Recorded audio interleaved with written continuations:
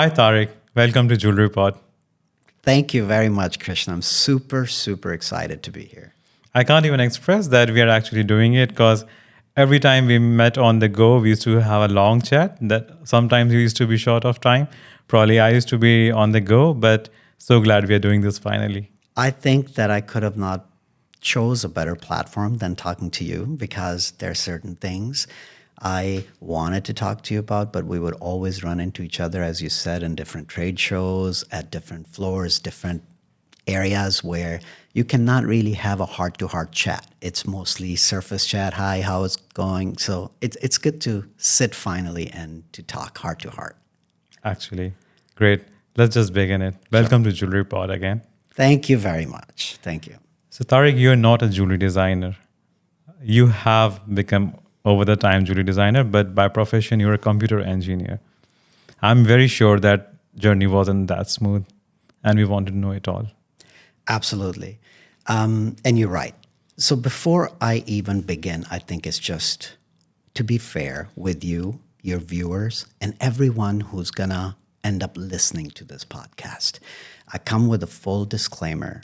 And the disclaimer is all the words, ideas, and things that are going to come out of my mouth in the next few minutes are absolutely, completely my personal view and not trying to put industry, individual persons, or companies down. Not that I'm planning on it. I'm just saying that it's a full disclaimer. This is perspective of a person who walked into this industry who's a complete, absolute complete outsider. And the industry is kind enough to accept me and consider me as someone who is part of it. So I just wanted to get that out there. Great. Now to answer your question, yes, I already lived one life as a computer engineer. I have done some amazing things that were great. And I never, deep down inside my heart, thought I was doing something that I was truly sent on this planet to be doing. And sometimes we all can relate to that. There is an escalation of commitment. Our father is an engineer. They want you to be an engineer. They will feel proud. And just as a good child, you just want to do anything to make them proud.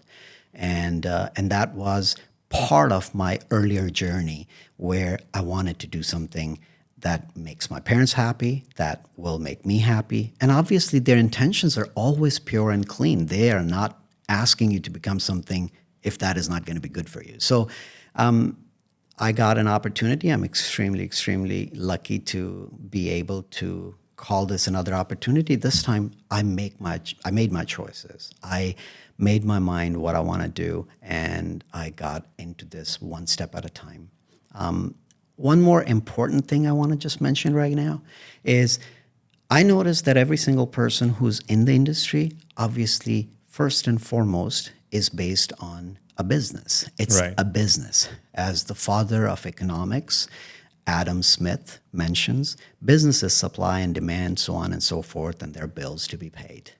When we enter something as a business, there's unwritten rule that it is for the basis of making some profit. Otherwise, you cannot exist. Now, within that realm of profit, when you start to design, you start to look at the business and different aspects of it, they're always tarnished by another motive that is first and foremost. I'm not saying good or bad. For someone like me who comes into the industry, absolutely, completely like a kid in a park, they're not trying to figure out what they're going to do, how long they're going to stay, what is going to be their favorite ride, and so on and so forth. The whole thing's become completely different. And that is the journey I'm about to share with you. And this is how it's been. Most of my designs did not make any sense for the industry people in the beginning. How he's going to sell, who's going to buy this, how he's going to sustain, without thinking that my side of the story is I'm not even really thinking about who's going to buy, what kind of reactions that I'm going to get. I never wanted any external validation. I was just doing like a little kid till this day what I feel I want to do. And that's the name of my journey. That's the whole journey. Did I answer your question?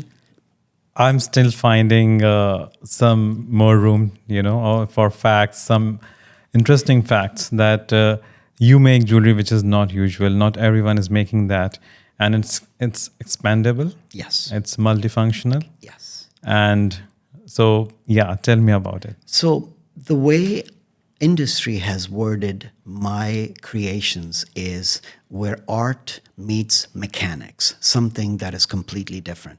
And I am at peace with this kind of description of what I do. The reason for me to enter this market first and foremost is the most important element. My wife was pregnant with our first daughter 8 years ago, and I was working for a very, I don't want to name names here, an airline, local airline, as an engineer. Very, very good job. And she just one day says, Tariq, this ring does not fit my finger because my fingers are swollen because of the pregnancy. And I said, okay, I'll take it to a local jeweler. I find someone and I'll make it big for you, bigger size. And she said, no, after the baby, I'm going to lose this weight and then it's going to be too big. And I said, I'll take it to the same jeweler and I'll have it resized for you smaller. And she said, it does not work this way. It doesn't work on and off switch. The funny thing is, and that was just a joke at the time, she mentions when you got on your knee and you asked me to marry you, to show me the appreciation of this nuptial that we're about to get into, you said, till death do us apart, and you give me a token of our love. And that thing does not even fit me 3 years into the marriage. How do you expect this marriage to stay together? And it was a joke. We laughed about it. And I took the ring and I took it to my office where I was working and I started looking at it. And I said, how would I ever design a ring that would fit someone for all their life stages? And when they pass it on to the next loved one, whoever happens to be inheriting this, do not go to a jeweler and have it resized, but to wear it exactly how their mom used to wear it. And that was the idea that started it all. And that journey, I went down the rabbit hole, and at some point in time, it got so dark, I had no idea where I'm going. And I had my earlier experiences working for different technology firms. I had knowledge of CAD. I had knowledge of some of the way things fit into another. I was able to create very detailed drawings and how I'm going to be able to achieve the goal that I had. But I could not find someone who was going to do it for me. I tried different manufacturing places, and I understand it because now I'm on the other side. At the time, right, I was frustrated. Why they're not giving me time of day? I understand when you're running an operation like this, it's not easy to just cater a person with a crazy goal to be able, or you have to pay the price. So they would give me, this is what it's going to cost you. Right. And that was obviously not affordable for me. So I went to Thailand, looked at some manufacturers there. I went to Hong Kong. I was working for an airline, so my flights were free as one of the perks of the job. So I was able to fly all over. And the more I searched, the more I thought it was impossible. Right. To a point that I said the only way to get it done is come back to Abu Dhabi, right next to my house, rent a place, and start creating something. Finally, just to put an end to the story, I was able to create the ring 1.5 years later, gave it to my wife. She still has it as a prized possession. She keeps it in a safe. She doesn't even wear it. And that's how much she's attached to the whole idea. And then I told her, your problem is solved, but I think I have a problem. And that is, I think I want to do this full time. And without her full support, I would have never able to do it. So she said, take 2-3 years of your life, go try it out. Worst case scenario, if it doesn't go anywhere, you can always get a job back, maybe not at the same pay. And you can start that thing. Nobody can take your experience and your education that you have. And this is how it started. So this was not a planned business venture to be able to calculate my return on investment and how much I'm willing to put into. This is just one step at a time, absolutely, completely. Krishna, you're the first one. I'm going to share another fact. I ran my studio with a staff of 7 to 12. It fluctuated during that time for 2.5 years before I even sold my first ring. I every time neighbors or some coworkers of my wife would ask what she's wearing because she would do prototyping, she would wear that, and they would ask, "We would love to acquire one of the pieces that your husband makes." And I always said, "The dish is not ready." It's like growing up, my mom is in the kitchen and she's creating a wonderful dish for the family.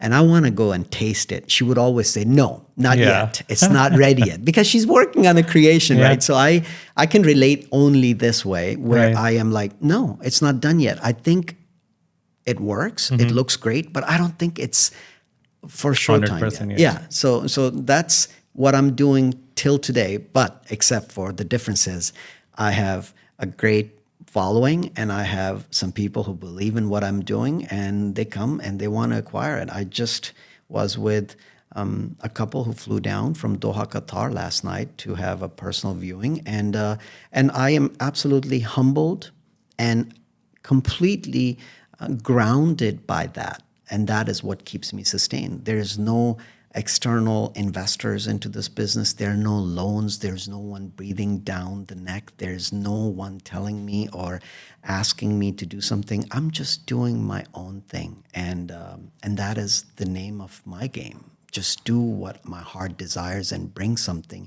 absolutely unique, completely different than, according to my personal view, ever existed in the jewelry world. And if it's going to resonate with someone's soul, they will come and they will acquire it. Otherwise, I keep on doing what I'm Right. doing for as long as I can. Great. Tariq Riaz jewelry brand started with an idea. Now it's a whole full-fledged business that's traveling across the seas.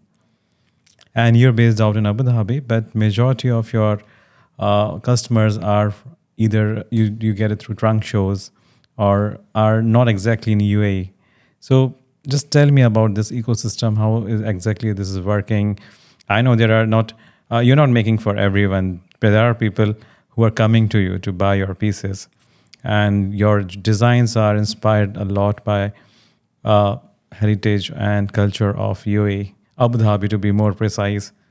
And I'd love to know all about it. That's a great question, Krishna, and I think you're not the first one. As a matter of fact, I get a lot of this question, so it's a perfect time to let me shed some light on this area.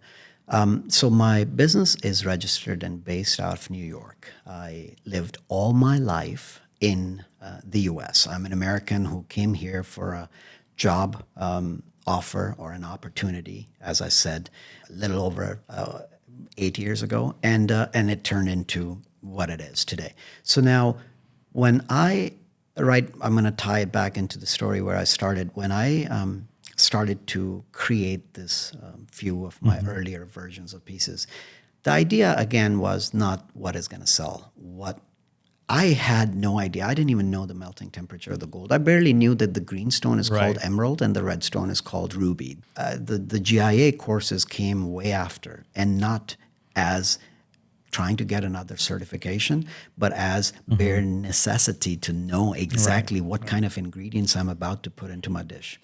So it's interesting that you say that, because my surroundings were the date palm trees that I would drive by, the buildings that I would see and stop my car at a red light, Qasr al-Husn, Al-Jahili Fort.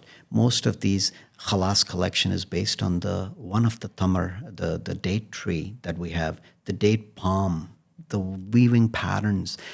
All of those that were right in front of my face were the first things that I saw and I started incorporating into my designs. I did not want to turn it into a rocket science. To be very honest with you, just to be as honest as I possibly can, if I was in Africa or I was in Europe, let's say, going through this journey, whatever my surroundings would have been part of my aesthetics and design creations. And that is first and foremost how that got incorporated. Even though now with my recent collections, Circle of Life collection, for instance, they're not based on any of the architectural designs, or they're not based on any of the regions. It's something completely. I'm evolving, and I am just absolutely enjoying the way it unfolds. So that is the history. My manufacturing is in-house. in Abu Dhabi. Every single thing is in Abu Dhabi. I'm Abu Dhabi based. My brand is New York, and also obviously in Abu Dhabi. And I have a great following in North America, in Europe, and that's where I won most of my awards. That's where everything started. I think that was the area where, when they saw something that was completely unique and different, they were willing to take a chance on it. And I don't know anyone in the jewelry industry. I have absolutely, completely no idea how the sales worked, how different channels work, with all due respect to that. And I got to learn the hard way, which I think we're going to touch on later in this interview. So I don't want to go ahead and, but to answer your question, that's how the beginning happened. That's where my studio is. And that's where I sit every single day from 9 a.m. till 5 p.m. and go absolutely crazy with what comes to my mind without thinking about, is it going to sell? Right. Is it going to make any industry sense, jewelry sense? I'm just doing what I feel is needed to be done. But don't you agree that's when art comes into the picture? Art cannot be forced. You cannot just sit with a mindset that, okay, it's 9 a.m. now I'm going to sit and create the art. It could happen at 10 p.m. in the night while you just wake up to have a glass of water and you'll just think, oh, this is an amazing idea. Absolutely, 110%. I cannot put it in any better way that you did. I always explain it to my kids that it's an idea that comes and taps you on the shoulder and whispers you're in your mind. And if you happen to be really occupied with social media or something else or this or that, it will pass on to the next person until it finds someone who's going to pay attention to it and bring it into a physical existence. That's all to it. That's an amazing nugget you shared with us just now. Yes. Also, so you were covered by CNN Style, right? And Yes. they came all the way and covered you. And were you like exactly ready? Because you told that you very recently ventured into jewelry and you had your own approach towards this, no family backing into this, no industry support as such.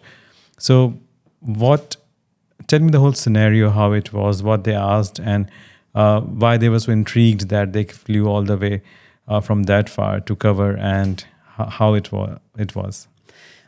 So before I even start with this, I'll tell you one basic principle that I have personally is meritocracy. Mm-hmm. I believe that if something is of a merit, it really will stand out. It's a matter of time. You don't need to have artificial tools to accelerate the process, even though that can be done. Right. But if it's something that I create is of merit, eventually there will be people who will pay attention to what I'm doing. And this is what happened. So it's a funny situation. When I went through my email inbox, and there are a whole bunch of emails that come, including some of the Nigerian prince who wants to transfer $5 million into your account if you share your account information. So I bet that you have been one of those scam emails here and there, and that could be from any prince I'm talking about. So I received an email that was subject as CNN International. They're interested in coming and seeing what I'm doing. And I opened it and I'm like, next.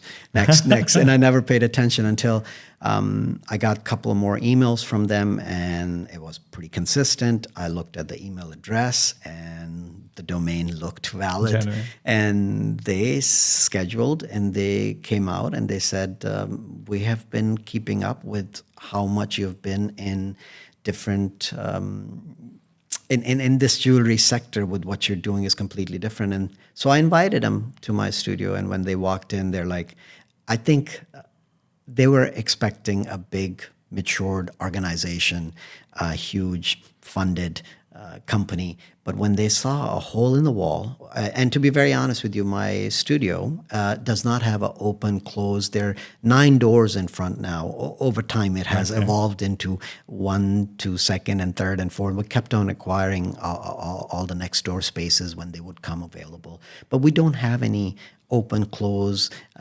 anything. We are appointment only. It's just literally a hole in the wall place. So when they walked in and they looked at it, and how we're doing it, most of the things, machines that we use, I could not afford to be able to acquire those machines, sophisticated machines. So we started building them. So we have a machine shop inside Right. that creates the different CNC technologies, and we mix together to be able to achieve certain mechanisms that we create. So when they came in, they said, "Wow, this turned out to be much better than what we were expecting."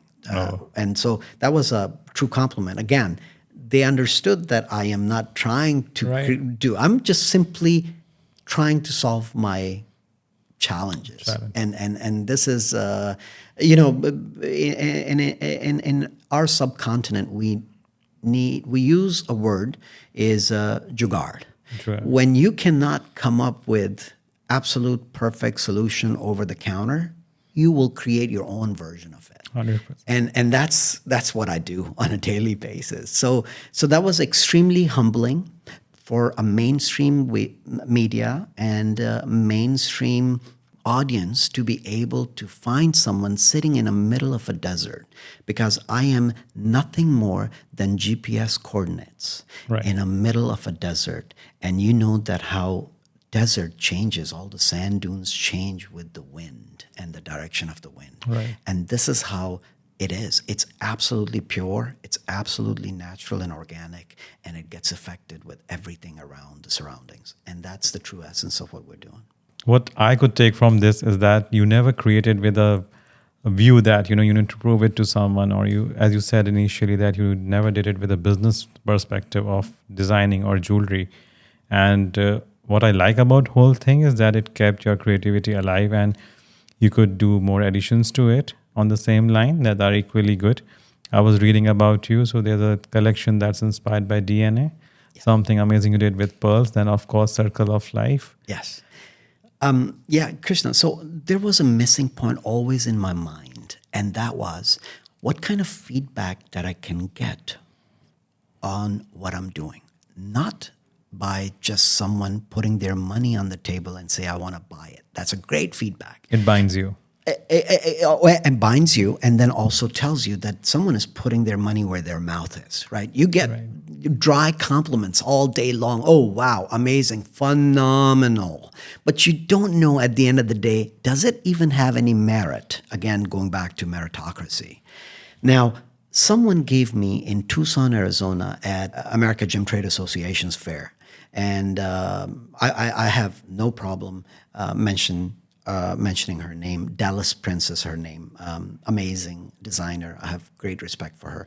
She gave me an advice, and she said, "Tariq, I looked at your creations and I'm blown away by it. I think the only way you would know if you're on the right track is you submit it for some organizations, for the award shows, for America Gem Trade Association or some other, Cultured Pearl Association of America. Go ahead and enter your work just if you need a true feedback of what you're doing and if it's any good."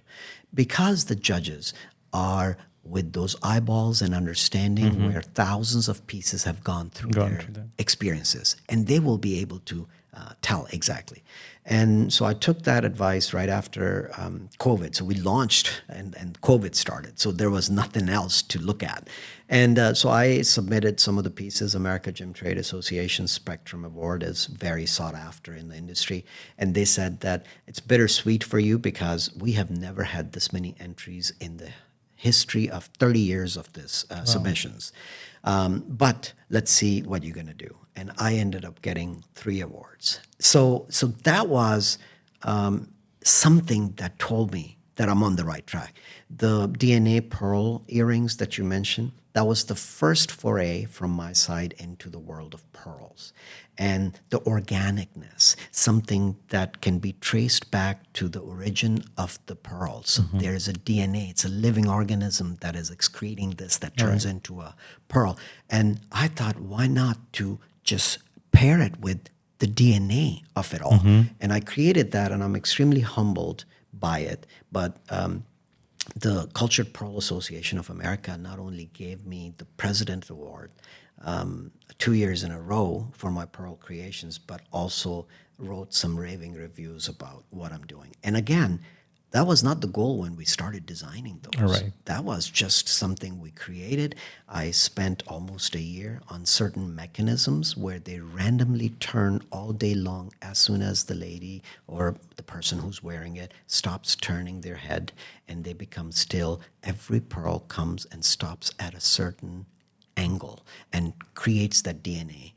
Now, for just the technical background, 13-degree tilt to be given in each one of the mechanism that we built was another, and not to go down that slippery slope of details on the mechanics, but that is a passion. That is something I'm not trying to go and validate it by the money or by anything else. That was just pure idea and executing out on it. What happens next is none of my business. Right. Yeah. That's very insightful. This is slight deviation from what we are actually discussing. So, commercial aspect of being a designer. I have met firsthand several designers that are struggling in terms of not struggling, but you'll understand what I'm trying to say, that they can create a design, probably a 3D design or something on piece of paper. But when they go for manufacturing, they really don't know like step 1, step 2, step 3. And that is a pain point of many designers across. What was your journey in this and how you overcame? Because now you won't have your own setup. You are the designer, so you can create, the cost aspect of it. And I also remember from our last conversation out of the studio that you were not very sure about the commercial, how much you should be pricing your ring. Because you never wanted to just get the price of diamond and the labor and the gold involved. You wanted to have something more. And that got me, I still remember it so fresh in my mind. Yes. Throw some light about the commercial aspect of being a designer and getting a livelihood out of your design. That has been an interesting topic, which I always need answers from everyone. Krishna, every single question that you ask absolutely hits a nerve that I would love to have a full podcast about. Right. So I'm going to try my best how to narrow this down and answer it into the sections that you asked me. Because we're dealing with two different questions, what I think. First, the new designers who are coming into the market. And second, for someone who already has designed, going through their own journey and to come up with a price point. First of all, I'll tell you what is different in my journey compared to any other journey is I already lived one life, one career where I had some money to spare that I put aside, which was for college funds for my children and other things. So I'm not going to talk about how reckless I have become with that because it's absolutely an escalation commitment where I put every single thing in this. But because I already had the freedom, I did not have to go through the normal route, what people have to do. And I understand it now. I ended up, because I was not creating it as a business, I was creating it as the end result should be up to par with what I think it should be. And that only could have been done by me doing it in-house. This is after the research by going to the Italian manufacturers, to go to every other manufacturers, with all due respect, who are doing amazing job in the industry. But at the end of the day, it costs them money. And what it costs them to produce to that nth quality that I'm looking for is a lot higher because of their absolute size and their business structure. So I knew that can never be done by that way. So it had to be done in-house. So that's why I started my journey from day one, inside manufacturing. But now, the other question that you had for a new designers and how do they deal with it. I have been involved with Sheikh Salama Foundation, which is out of Abu Dhabi, doing absolutely great work. And I taught a 4-week workshop free of charge for all those new inspiring designers, that how can they start their journey. And the reason for it was not because I'm trying to build my connections and my relationships with all these beautiful, amazing organizations, but in the bottom in my heart was when I went through those times where someone, for obvious reasons, who does not let me go into their to their factory. They don't want to show me their kitchen of the restaurant, if I may. And they don't want to show me how their techniques are. I was stuck. I was stuck on some small things. And right before I would go to sleep, and I am man enough to admit that I had to hold my tears back. And I would say, God, Jesus, Allah, whatever you may believe, I believe it's the same source, to the source, that if you help me in what I'm stuck, I promise to pay back to other people if I feel that these are the areas where they might get stuck. So I did those workshops, and there was huge following. I get personal emails and messages all the time that if I'm going to start teaching or give those workshops, and I in detail talked about different challenges and aspects of it. Now, again, another disclosure here. I grew up with dyslexia. Which is, just in case for those people who are not aware of it, is a complete different way to be able to read and write. So in school, I was the kid who was the black sheep who would always get in trouble. I could not read. In 6th grade, I could not read simple English, and it was a struggle. I would see the words moving and so on and so forth. And it's very, very, very close to my heart because my daughter has been diagnosed with it, and I am handling it from a completely different aware standpoint. That is when two things happen in your mind. You start to think, I'm not smart enough. Other people are just made smarter than me, and there's no way for me. So it's not a level playing field to begin with. So when you are going through this journey, and then there's no one who's going to come out. And my father would say, look at your brother. He is 2 years younger than you. He can read fluently. And it's not his fault, but I see. So there were some emotional damage and bruises inside that I had, which I had to counter by coming up with my own technique to be able to read. And obviously I can, otherwise I would have not had my college degrees. And with the attention deficit disorder, which jumping from topic to topic, jumping from idea to idea was another thing. And these two things I thought would be the reasons why I'm not going to be able to live a fulfilled life. I had no idea that these two things became the absolute gift for me to be able to do what I can do now. I know it's going to be challenging answering your questions because I already changed the topic 5 times within your questions. So I feel a little bad about that, but we're jumping around. So now I'm going to come back with your second question, which is my pricing strategy. And all those listeners who are listening, I understand I'm taking you on a walk from A to F, F to D, D to B, but stay with me and it's going to all make sense. And the idea of the pricing strategy was when I'm creating something without thinking about what the price point or selling price point or where do I fit into this industry, to this economy of jewelry, it's really hard. That means that I'm blindfolded. I have a dart in my hand and I'm throwing a dart, hoping that it lands on the dartboard, let alone bullseye. To later open my eyes and realizing that the dartboard is on a completely different wall than where I'm facing. And that is exactly how it started. That is exactly how it went. But eventually, when I got the hang of it, I start to go in a little bit more pricing. I'm still not expert at it. I'm still not good at it. There are certain things I know. I have people who want to. I always tell people I'm not selling a piece. I'm letting you acquire it. Right. And this is the cost that you're going to have to pay to acquire this piece as long as you live. And then someone else is going to end up acquiring it from you for a financial transaction or an emotional transaction. That time will decide. But that is the name of the game. That's why I'm completely different.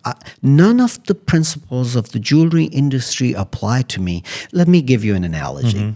If I am an animal who's brought into a beautiful zoo and I am being taken out of a truck, bringing in, so first, and the zookeeper comes, the manager and the management comes, they have to assess where exactly this animal will be placed.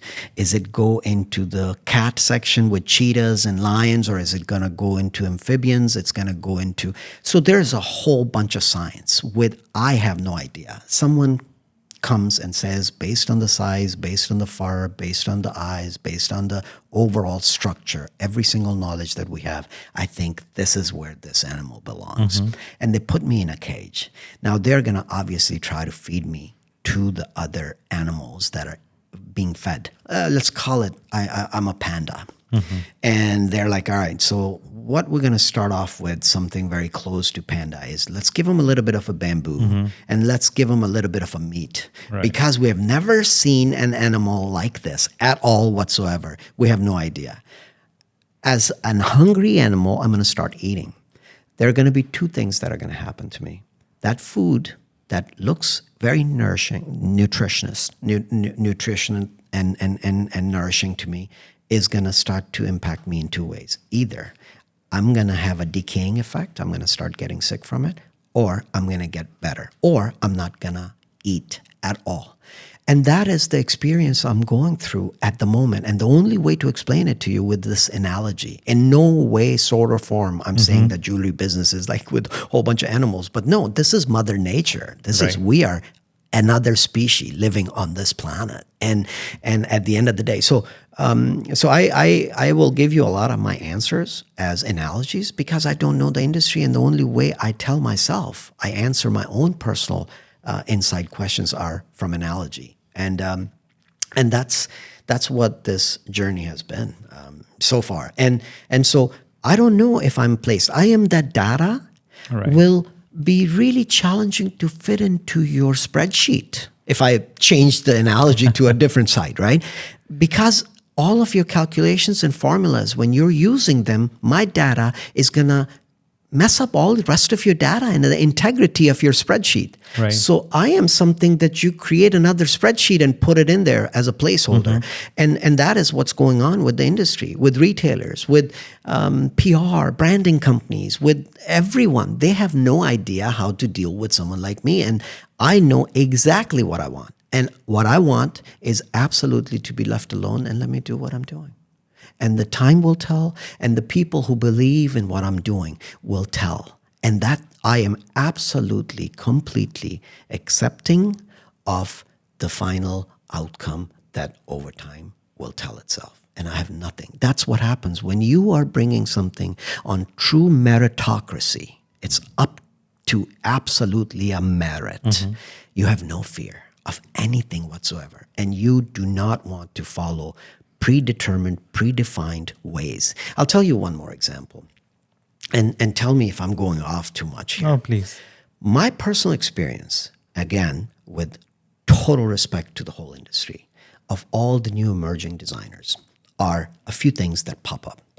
Mama and Papa have been doing it for 4th generation. We have been extremely successful, 112 years.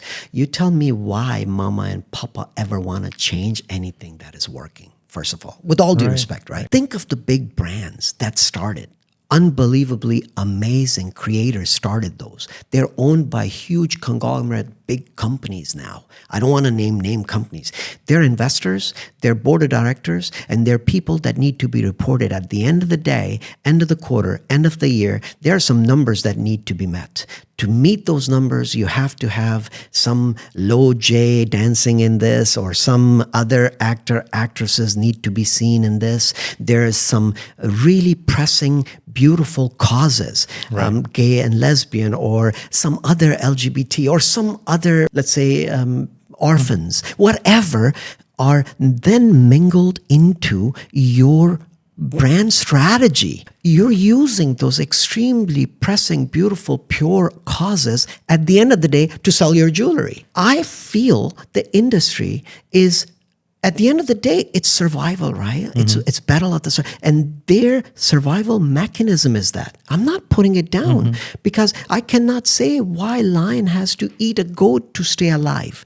I am no one to say why a panda has to eat as much bamboo as their own weight, and look how bad that can be for mother nature. No, I am no one to judge.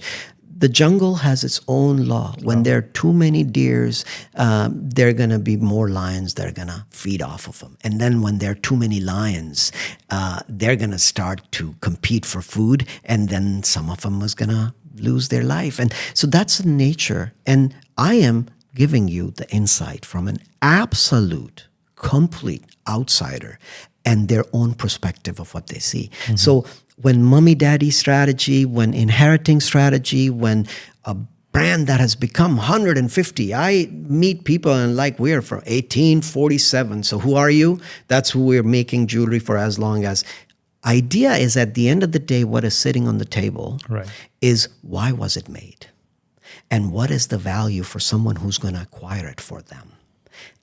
And mic drop, walk out of the room. That is what I call meritocracy. When we deal on merit, there's no fluff. There's no social media influencer needed. There's nothing. I absolutely respect every single one of them. And they have absolutely perfect need in the society. And as I said, they're extremely helpful with the right cause because consumer at the end of the day is smart that you can sell them by showing them by a big celebrity or someone else wearing them, they will buy it. You tell me, are they going to come back and say, I want to complete my set now and I want to have the same ring that I purchased to go along with the bracelet and with the earrings? No. So yeah, you can create with extra funding that you have, or mama and papa are supporting you just because one morning you started to be a pop star and you don't have a voice to sing beautiful songs. So they're going to create you into a pop star by making you some jewelry, and they're going to hire you some people. But that is a completely different facet of the industry. You know, diamond itself, the brilliance of a diamond on every single facet, is not looking so beautiful by not counting the facets that are on the side, that are on the table, that are on the bottom. That every single thing comes together that makes it a brilliance. And that is what this industry is. I cannot put anyone down, 100%. but my only take is, think of it as a restaurant. If I'm genuinely trying to make something that is truly a perfect meal with my definition of what a perfect meal is, maybe other chefs do not agree with, and it's a Michelin star restaurant that eventually I become. Right now, let's say, forget what stars I have. If I'm going to create that dish, I, as a person who is creating that dish, it's extremely important for me not to order some ingredients, not to order some dishes from different restaurants, and in the dining table, put it on together. Imagine if I'm Uber or Careem or whatever the delivery services are offered in the world for restaurant. Imagine in the back end, I call the phone and I say, oh, I have this client because on the menu we're talking about, this is unbelievable. And I order a samosa, and I pick up the phone and I said, let's call Indian. Make a samosa, put some wings on the side of it, make it look like this, and have it delivered to my address. And then I put it on my fancy plate and bring it into my dining hall and serve it to my customer, saying, or trying to pretend I'm the designer. I am the one. Did you see those beautiful, sexy pictures of me drawing this and sketching this? And look at this beautiful day that I'm having and I create. At the end of the day, if I am creating something absolutely unique or cooking something and I claim that it's absolutely organic, every single ingredient is organic, I have to do it in-house by myself. That's for me, my personal opinion.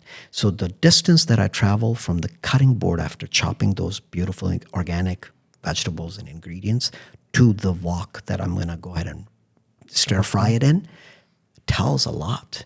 It's very easy to become a jewelry designer lately. You pick up the phone and you talk to a few manufacturers and they will even lend you their team and you will be able to create this. Is that wrong? No, not at all. Are they doing something wrong? No. Are they misleading everyone? No. Absolutely, absolute respect. Listen, I'm the kind of guy who says, I never ever dislike the player. I just don't like the game. Because the player, let's look at it, American football, for instance. If someone is not into American football, that I run into a lot of people who are not, they still can respect the game that the player itself goes through. You dig deep to be able to do what you do to play the game. You have the right to not like the game, but you still respect the player at the end of it. So every single thing that I say in this podcast is with true respect to the people who are playing the game, because and it's not a game in a negative connotation. It's the journey. Industry. Exactly. I understand. We understand that it's their journey. It's their way of doing things. It's Exactly. their approach towards their business. Exactly. And at the end of the day, the beauty of it all is it comes down to consumer. Are they going to buy it? And if they're going to buy it, they did not mislead anyone. Right. They did not do anything. So that's exactly. And my clientele is different. My clientele, most of the time now, tying it back to your earlier pricing question, is someone who already happens to own all of these top brand pieces.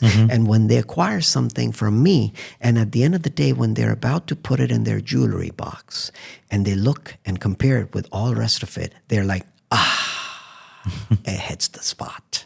And that's my niche. That's what I am doing. Talking about niche, you worked on it. Like it was again an acquired thing. Yes. You never thought of your niche before creating. Yes. You saw something beautiful in Abu Dhabi. It was a old fort. Yes. You created a ring. Yes. You saw palm trees. You Yes. created a collection. Yes. So, can you walk me through this journey of, understanding your niche and how important it is to stick with it? Great question. Yes, the inspiration of overall design comes from whatever the aesthetic lines of that happens to be. My first and foremost number one thing that I think about is how the ring is going to feel on your finger and how it's going to feel and fit on every single one of your fingers. I have internationally patented 7 patents for just expandability. My complete expandabilities from one to another are completely different. Now, in order for me to be able to go through the research and development 3 years for some of the technologies was because I was going to make that ring with the date palm. But the internal guts of the ring has to be with this. Right. So now to be able to have these mechanics and how they all come together and how they work, and then at the end, how they will continue to work for the next 50 to 100 years is the name of the game.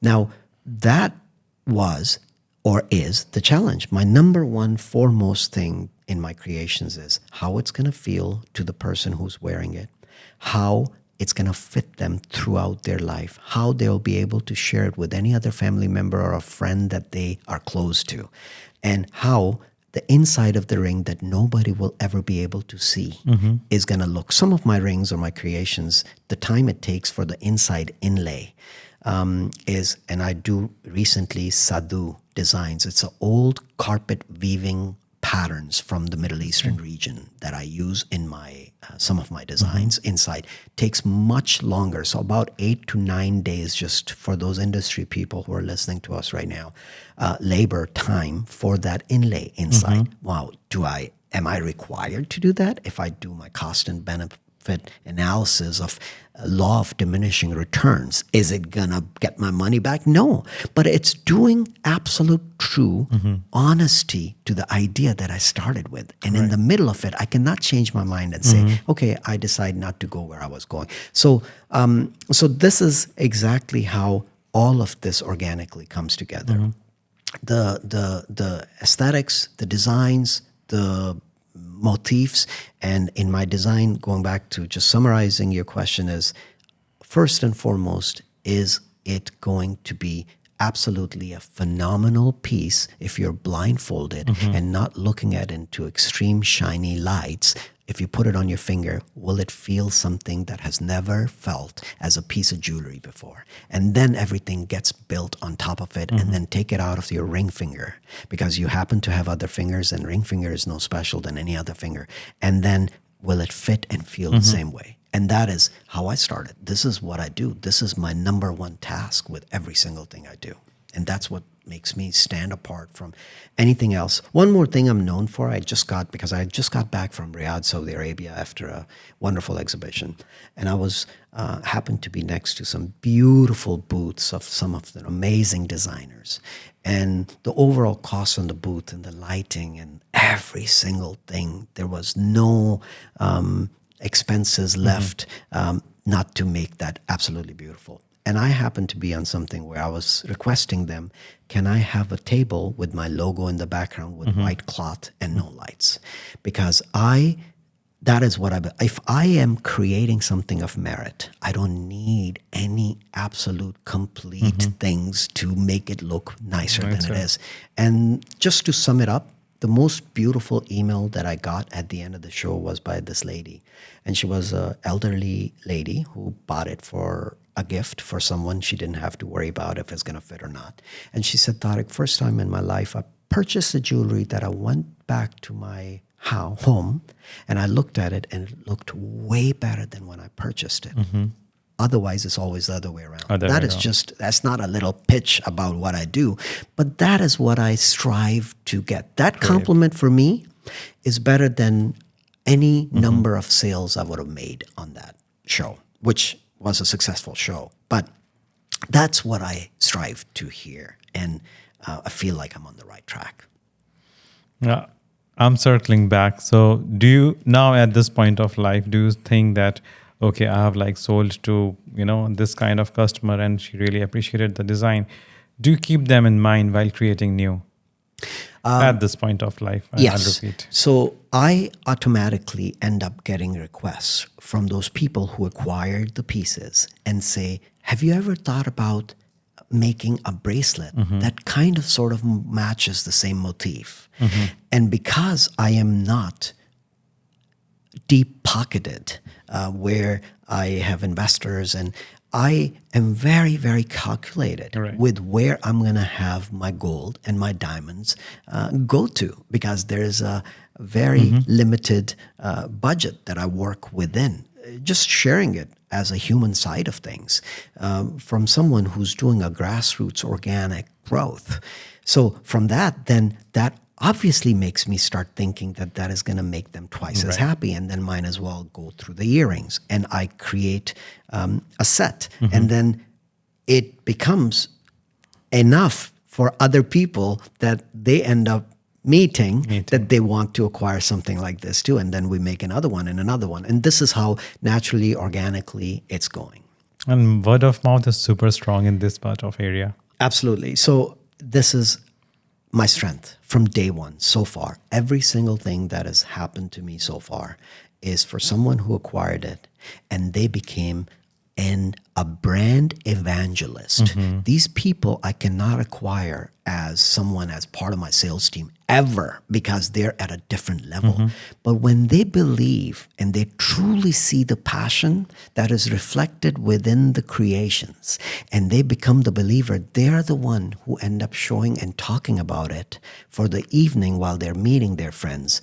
And next thing, your WhatsApp, and next thing. And that is why I am kind of sort of staying away from the traditional outlet Right. and the traditional. So for the lack of better words, they're retail dumb ass, and they're retail this, that, and the other stores of the world who do not understand what exactly I'm doing. So I'll address another question that I get a lot on my social media. How come we cannot walk into a jewelry store or some online platform to be able to acquire your pieces? And the reason is not because I don't want to sell through them.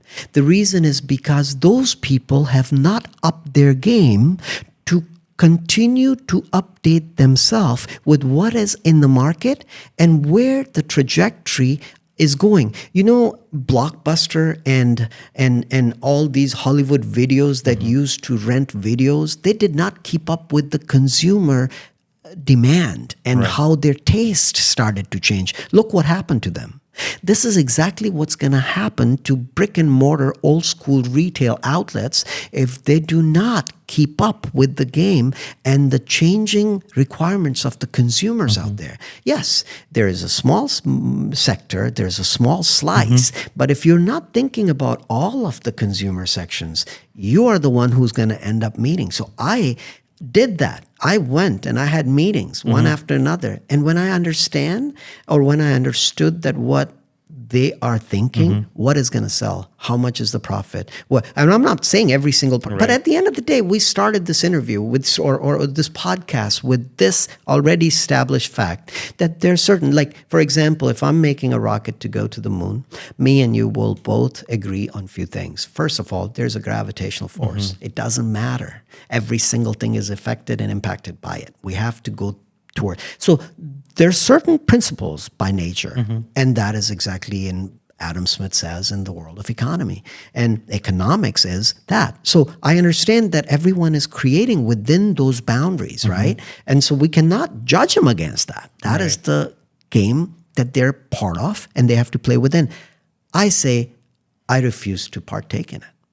And those who will understand it and be the first one, I welcome them with open arms. I don't say that my creations are too good for a certain type of outlet or in North America, there are certain retailers that carry us that are hole in the wall. And absolutely, I think that I resonate with what they're doing in their own game. And I love it. I am proud to be there. But there's no such thing as I'm going to give my jewelry on consignment or memo and get my money back. That's not what I'm doing. And that I will never do. I will not. At this age and time, if I try to sell my kidney to be able to get gold and diamonds to give them on memo, that is not the game that I want to play. You know, that means that I'm not doing something. I'm not up to merit, the meritocracy, the most important thing. And if I'm creating something of merit, that might be a little bit exceeding what they carry. So we're not a good match. But the right time, back home there's a saying, and here I hear it a lot, der hai andher nahi. Right. And that really shows at the end of the day, there's going to be a delay in the outcome. But it's not that it's never coming. Eventually it will come. And I'm a true believer from absolutely being as honest as I can to the cause. I am not someone to claim that I'm about to disrupt the industry. I'm not here to shake up things.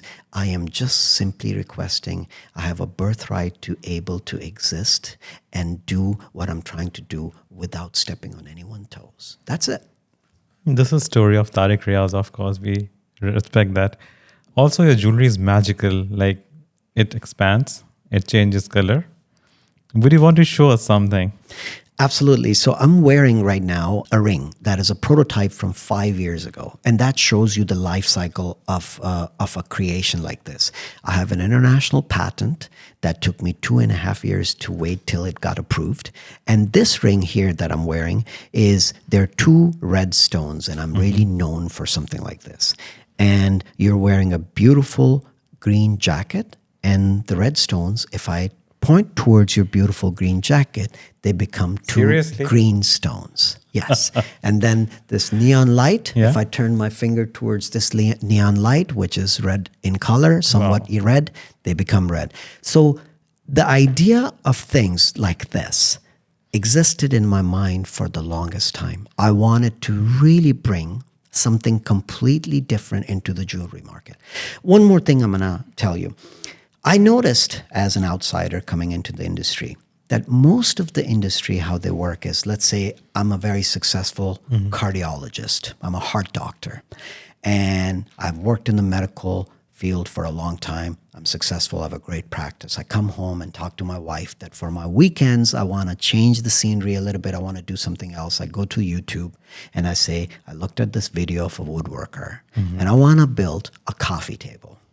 So what I'm going to do is, if I'm in the US, I'm going to go to Ace Hardware Store, or I'm going to go to Lowe's or Home Depot, get some lumber, look at some videos, get some tools, and I'm going to make myself a coffee table. It's going to take maybe 3-4 weekends. And in a month from then, as a cardiologist, I tell my wife, tonight, you're going to have the evening tea with me outside our house. And you're going to serve that tea on that table. You're proud of it. No matter it's not balanced, no matter how it looks, you're proud of it. So what happens is there is external cross-pollination of completely different mindsets into that woodworking kind of an experience that I'm giving you as an analogy. Well, that never happened for 150 or 200 or 500 years in jewelry, because the barrier to entry into this whole area is extreme high capital cost needed to get in, intimidation by extreme technical know-how. Filer, what he does is completely different than what a polisher does, who happens to be sitting 3 feet away from him.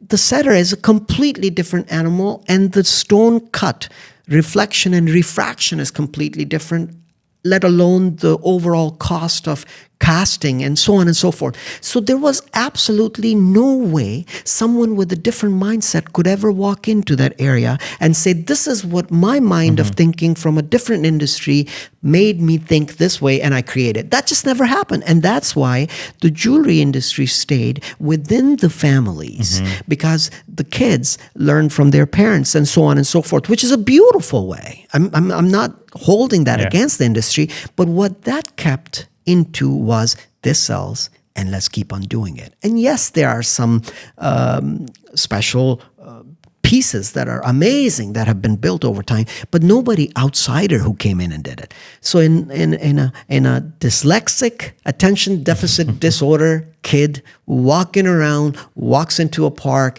and looks at all these swings and slides and says, these are beautiful places to have fun with, but why don't I create my own little swing by tying a rope with the branch of this tree, and there's a worst case scenario, I'm going to fall, break a leg, or I'm going to have a wonderful time, and then you bring other kids and they're like, oh my God, man, this is something completely different. And that's what's been going on. This is all it is. So now going back to the answer to your question, I don't sit here and say next creation is going to be mind-blowing, jaw-dropping, completely new mechanism. No. It's, why not? That's how I start. Something I've seen. For example, I'll give you a very relevant example from last week. The earrings that we created, they have an unbelievably amazing mechanism where if you put them in your ear with the stopper upside down or at a 45-degree tilt, they slowly, with their own weight and gravitational force, come down to their normal resting place. Now, which is not going with this other thing that we... So I had I had to change my tires in the car. This is last week example. I went there and I saw them balancing the wheels after they got done.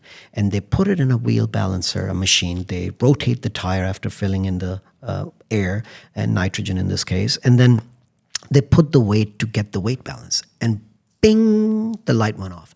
I went to our studio and I said, the pin that goes into the ear has to be completely centered by the weight of the piece, and then that piece is not going to rotate over the day. And so that might not be centered because based on the design is completely different. But we could not create that weight balancing thing until we spent almost last 8 hours a day for last 1 week to be able to create a mechanism that now tells us where we can put the marker to put the dot in the center of gravity, where the center of the weight is. And so we put that pin. My wife and my daughter are wearing, because it's a pair, so she's wearing one and my wife is wearing one in different formations, and it just stays perfectly. Now, if someone asks me, how did you come up with it? No, you keep on taking one step after another, and the next step will be revealed. If I'm driving my car from Abu Dhabi to Dubai with no street lights and no headlights, and all I can absolutely completely see in the natural visibility is 50 meters in front of me, that's all I need to see for the next 50 meters to be revealed to me. And I have to have a solid, absolute solid, anchored belief system within me that has to become, you cannot buy it, you cannot read a book, you cannot have a positive lecture that you attended or listen to a beautiful podcast like Krishna you are trying to host by then saying, I'm a different man, I'm changed man, I have a new anchored system and now I can do it. No, you have to put your groundwork into it and you have to go through those ups and downs. Am I on the right track? Have I lost my marbles? Am I gone crazy? Parents thinking that, our son who became an engineer was such a successful career and leaves it all for what? For nobody in our whole entire family ever had been a jeweler, and what he's going to be a jeweler. It's nothing to do with that. It's when you anchor yourself right in the center, the next steps will be revealed to you, and that is all what I do. Listening to your journey, what I believe that there's nothing you would love to change, but still given a chance, what would you start from the scratch? That's a great question. So this answer, with the way my mind works, can be answered in two ways. If I already know what I know now, and if I start this journey again, there's a different answer. And in that case, I might not even go down this journey. I would never do what I'm doing. I have some other, because I'm a kind of guy who been there, done that, enjoyed it, move on to the next thing. I'm not someone who's on a repeat and listens to the same song over and over and over and over again. The same song doesn't do it for me the way I'm wired. Now, answering the same question without knowing all this and going to this journey again, I would absolutely do it on a heartbeat, because every single passing moment, the enjoyment and what I gain from it, I never thought is humanly possible without doing any kind of psychedelics or some other things. I absolutely am blessed to be living the experience that I'm going through and to be talking to you in this moment, right here, right now, with you in the current reality. That's it. Thank you so much for sharing all this with us, Tariq. It was great talking to you. Thank you again for being on Jewellery Pod. Thank you so much, Krishna. Again, as I mentioned, different aspects of this industry, trying to stay within certain boundaries for you to be able to give an opportunity to an outsider like me tells a lot about what you're creating from this podcast and what this has potential and possibility, which I have no doubt you will reach eventually. So I'm so glad to be included in this, and absolutely a pleasure coming here and seeing you this morning. Thank you.